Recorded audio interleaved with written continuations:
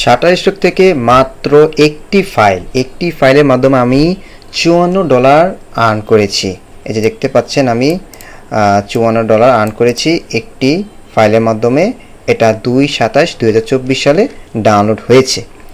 তো আপনারা যদি এরকম ডাউনলোড পেতে চান, কীভাবে পেয়েছি এবং কীভাবে কাজ করতে হয়, আমি সকল কিছু আমার কোর্সে বলে দিয়েছি। আপনারা এনরোল করলে ইনশাল্লাহ সব কিছু দেখতে পারবেন।